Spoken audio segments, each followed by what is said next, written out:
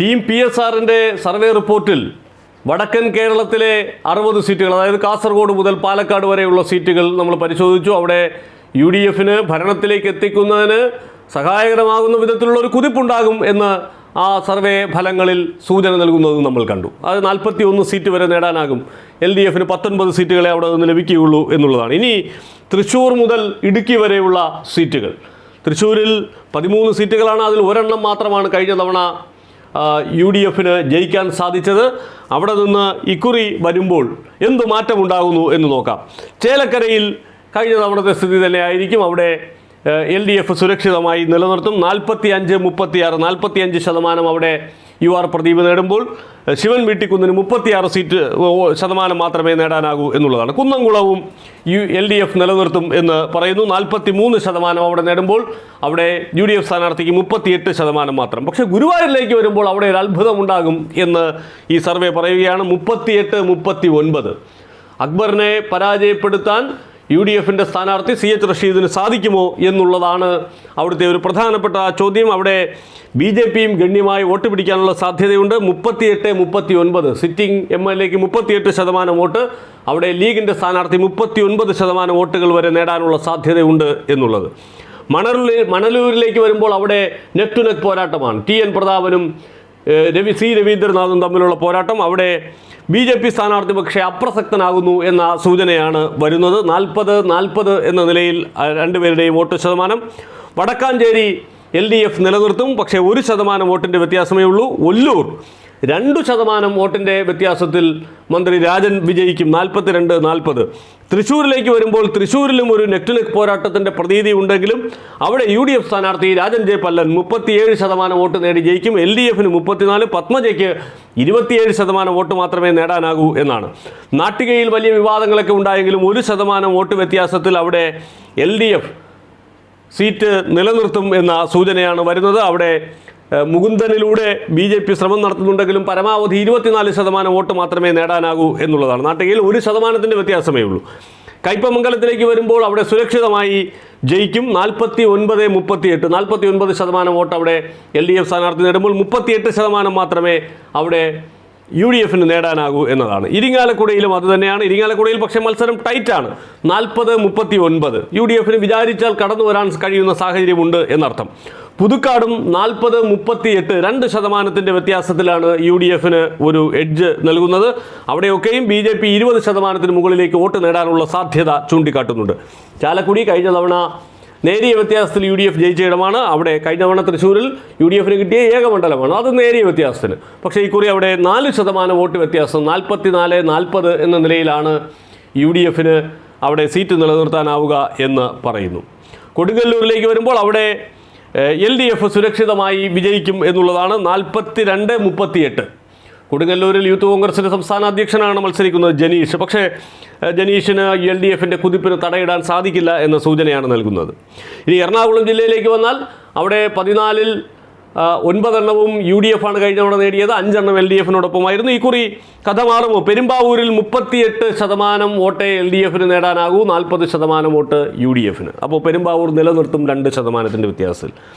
അങ്കമാലി 11% വ്യത്യാസത്തിൽ Roji M John വിജയിക്കും എന്നാണ്. 51-40 എന്നതാണ് കണക്ക്. ആലുവയിലേക്ക് വരുമ്പോൾ അവിടെയും 10%. അൻവർ സാദത്തിന് ആരിഫ് ഒരു ഭീഷണിയേ അല്ല എന്ന സൂചനയാണ് വരുന്നത്. 38 ആരിഫിന്, 48% അവിടെ അൻവർ സാദത്തിന്.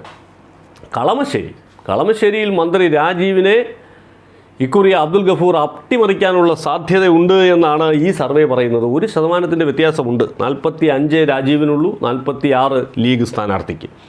പറവൂരിലേക്ക് വരുമ്പോൾ അവിടെ 11% വ്യത്യാസത്തിൽ VD സതീശൻ വിജയിക്കും എന്നാണ്. അവിടെ BJP സ്ഥാനാർത്ഥിയായി വത്സല പ്രസന്നകുമാർ പഴയ കോൺഗ്രസ്സുകാരി എത്തുമ്പോഴും വലിയ കുതിപ്പൊന്നും ഉണ്ടാക്കാൻ സാധിക്കില്ല എന്നുള്ളതാണ്. വൈപ്പിനിലേക്ക് വരുമ്പോൾ വൈപ്പിനിൽ ഒരു നെക്ക് ടു നെക്ക് പോരാട്ടം. അവിടുത്തെ സിറ്റിംഗ് MLA മാറ്റി അവിടെ MB ഷൈനിയെയാണ് സ്ഥാനാർത്ഥിയാക്കിയിരിക്കുന്നത്. ടോണി ചമ്മണി പഴയ കൊച്ചി മേയറാണ് അവിടെ UDFൻ്റെ സ്ഥാനാർത്ഥി. 39-39 എന്ന നിലയിൽ അത് നിലനിർത്താൻ LDFന് ഇത്തിരി കഷ്ടപ്പെടേണ്ടി വരും എന്ന സൂചനയാണ് വരുന്നത്. കൊച്ചിയിലേക്ക് വരുമ്പോൾ കൊച്ചിയിലും 1% വോട്ടിൻ്റെ എഡ്ജ് മുഹമ്മദ് ഷിയാസിനുണ്ട് എന്നാണ് ഈ സർവേ പറയുന്നത്. 38-39. KJ മാക്സിക്ക് 38, അപ്പോൾ സിറ്റിംഗ് MLA 1% വോട്ടിന് നിലവിൽ പിന്നിലാണ് എന്ന സൂചനയാണ് നൽകുന്നത്. തൃപ്പൂണിത്തുറയിലും അതുതന്നെയാണ്. തൃപ്പൂണിത്തുറയിൽ 36%, അവിടെ ഒരു ത്രികോണ മത്സരം ഉണ്ട് എന്ന സൂചന നൽകുന്നുണ്ട്. 36% UDF, ദീപക് ജോയ്. അവിടെ LDF സ്ഥാനാർത്ഥിക്ക് 32, വൈപ്പിനിലെ MLA ആയ KN ഉണ്ണികൃഷ്ണനാണ് അവിടെ മത്സരിക്കുന്നത്. 31% വോട്ട് അവിടെ NDA സ്ഥാനാർത്ഥിക്ക്. എറണാകുളത്തേക്ക് വരുമ്പോൾ സുരക്ഷിതമായി TJ വിനോദ് ജയിക്കും എന്നുള്ളതാണ് വലിയ വ്യത്യാസം. 27%-ൻ്റെയൊക്കെ വ്യത്യാസമുണ്ട്. തൃക്കാക്കരയിലും അതുപോലെ തന്നെ ഏകദേശം 13% വോട്ടിൻ്റെ മുൻതൂക്കം അവിടെ ഉമാ തോമസിന് നൽകുന്നുണ്ട്. പുഷ്പദാസിനെ പോലെ ഒരു വനിതാ സ്ഥാനാർത്ഥി ഇറക്കിയിട്ടും അത് ഗുണം ചെയ്യുന്നില്ല എന്നതാണ്. കുന്നത്തുനാട്ടിൽ അവിടെ ഒരു ടൈറ്റ് മത്സരം നടക്കുന്നുണ്ട്. പക്ഷേ ഇത്തവണ സജീന്ദ്രനിലേക്ക് ആ എഡ്ജ് മാറുന്നു എന്നുള്ളതാണ്. 35, 34, 30 അവിടെ NDA സ്ഥാനാർത്ഥിക്ക് 30% വോട്ട് നേടാൻ സാധിക്കും. അപ്പോൾ ഒരു നെക്ക് ടു നെക്ക് പോരാട്ടം അവിടെ നടക്കുന്നുണ്ട്. പക്ഷേ 1% വോട്ടിൻ്റെ എഡ്ജ് ഇപ്പോൾ സജീന്ദ്രന് അനുകൂലമായിട്ടുണ്ട് എന്നുള്ളതാണ്. പിറവത്തേക്ക് വരുമ്പോൾ അവിടെ 44% വോട്ട് അനൂപ് ജേക്കബ് നേടും. 40% മാത്രമേ UDF സ്ഥാനാർത്ഥിക്ക് നേടാനാകൂ എന്നതാണ്. മൂവാറ്റുപുഴയിൽ ഒരു കടുത്ത മത്സരത്തിൻ്റെ സാധ്യതയുണ്ട് എന്നതാണ്. 41% വോട്ട് LDF നേടുമ്പോൾ 43% അവിടെ മാത്യു കുഴൽനാടൻ നേടാൻ സാധ്യതയുള്ളത്. വെറും 2% വ്യത്യാസം മാത്രമേ നിലവിലുള്ളൂ. കോതമംഗലത്ത് LDFൻ്റെ സിറ്റിംഗ് സീറ്റാണ്. പക്ഷേ അവിടെ ഒരു ടൈറ്റ് ഫൈറ്റ് നടക്കുന്നു എന്ന സൂചനയാണ് വരുന്നത്. 44 എന്നാണ് ടീം PSR പറയുന്നത്. ഇനി അപ്പോൾ എറണാകുളത്ത് കഴിഞ്ഞ തവണ ഉണ്ടായിരുന്ന 5 സീറ്റ് നിലനിർത്താൻ വലിയ ബുദ്ധിമുട്ടാണ് എന്നുള്ളതാണ് സൂചന. കാരണം കുന്നത്തുനാട്ടിൽ UDFന് എഡ്ജുണ്ട്, കളമശ്ശേരിയിൽ UDFന് എഡ്ജുണ്ട്, വൈപ്പിനിൽ നെക്ക് ടു നെക്ക് പോരാട്ടം നടക്കുന്നു, കൊച്ചിയിൽ UDFന് 1%-ൻ്റെ എഡ്ജുണ്ട്, കോതമംഗലത്ത് എഡ്ജുണ്ട്. അപ്പോൾ LDFൻ്റെ സിറ്റിംഗ് സീറ്റുകൾ ഒരുപക്ഷെ നഷ്ടപ്പെട്ടു പോകാനുള്ള സാധ്യതയുണ്ട്. ഒരു ക്ലീൻ സ്വീപ്പിനുള്ള സാധ്യത എറണാകുളത്ത് നിലനിൽക്കുന്നുണ്ടോ എന്ന് ഈ സർവേ കാണുമ്പോൾ നമുക്ക് മനസ്സിലാകും. നമുക്ക് ഇതിനകത്ത് വേറെ ചില രാഷ്ട്രീയ അഭിപ്രായങ്ങൾ ഉണ്ട്. സ്വാഭാവികമായി അവിടുത്തെ ഒരു പൾസ് പരിശോധിക്കുമ്പോൾ നമുക്ക് ബോധ്യപ്പെടുന്ന കാര്യം മറ്റൊന്നാണെങ്കിലും ഈ സർവേ പ്രകാരം ഒരു ക്ലീൻ സ്വീപ്പിൻ്റെ സാധ്യത അവിടെ നിലനിൽക്കുന്നുണ്ട് എന്നുള്ളതാണ്.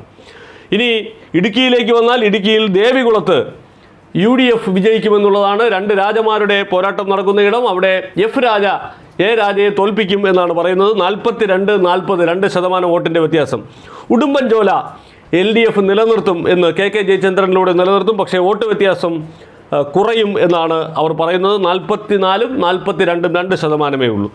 തൊടുപുഴയിൽ അബു ജോൺ ജോസഫ് സുരക്ഷിതമായി ജയിക്കും. അതായത് 28% LDFന്, 56% അബുവിന് എന്നുള്ളതാണ്. ഇടുക്കിയിലേക്ക് വരുമ്പോൾ അവിടെ LDFൻ്റെ സിറ്റിംഗ് സീറ്റാണ്, റോഷി അഗസ്റ്റിൻ്റെ സീറ്റാണ്. അതിപ്പോൾ കോൺഗ്രസ് ഏറ്റെടുത്തു. അവിടെ ഒരു കടുത്ത മത്സരം നടക്കുന്നുണ്ട് എന്ന സൂചനയാണ് വരുന്നത്. 45-45. പീരുമേടിലേക്ക് വരുമ്പോൾ പീരുമേടും LDFന് നഷ്ടപ്പെടാനുള്ള സാധ്യതയുണ്ട്. കഴിഞ്ഞ തവണ നേരിയ ഭൂരിപക്ഷത്തിൽ ജയിച്ച ഇടമാണ് LDF. വാഴൂർ സോമനിലൂടെ അദ്ദേഹം അന്തരിച്ചു. അവിടെ പുതിയ സ്ഥാനാർത്ഥി സലിംകുമാർ.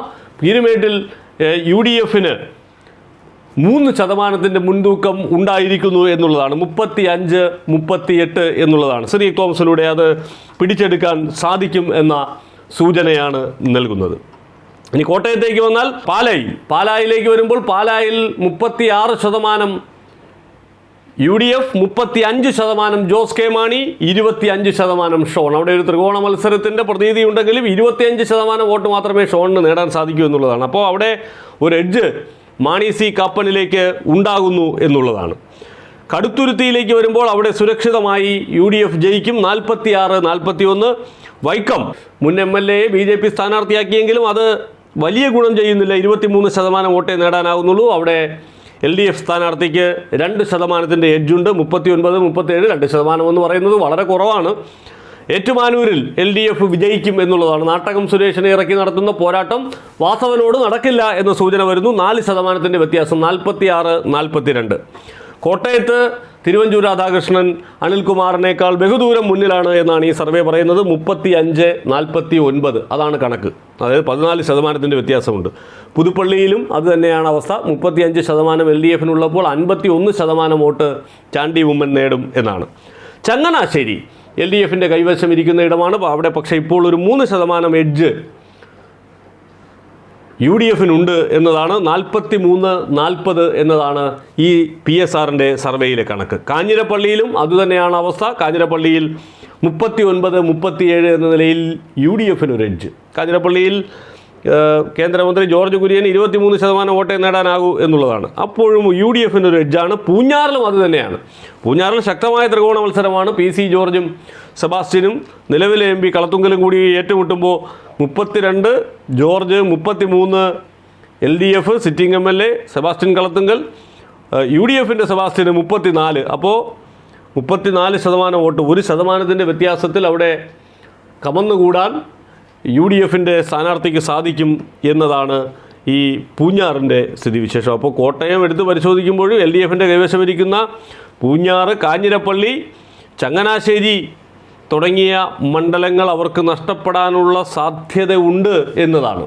അപ്പോൾ അവിടെയും LDFന് നഷ്ടം സംഭവിക്കുന്നു. കഴിഞ്ഞ തവണ ഉണ്ടായിരുന്ന ആധിപത്യം അവർക്ക് ഇല്ലാതെയാകുന്നു എന്ന സൂചനയാണ് ടീം PSR നൽകുന്നത്. മാർച്ച് 15 മുതൽ 22 വരെ നടത്തിയ സർവേയാണ്. അത് സ്ഥാനാർത്ഥികളൊക്കെ ഏതാണ്ട് പ്രഖ്യാപിച്ചു വന്നതിന് ശേഷം നടത്തിയ സർവേ ആയതുകൊണ്ട് തന്നെ അതിനകത്ത് അവരുടെ കണ്ടെത്തൽ UDFന് ഈ മധ്യ കേരളം, കോട്ടയം, ഇടുക്കി, എറണാകുളം, തൃശ്ശൂർ എന്നീ 4 ജില്ലകൾ ഉൾപ്പെടുന്ന മധ്യ കേരളം അനുകൂലമായ വിധി നൽകും എന്നു തന്നെയാണ്.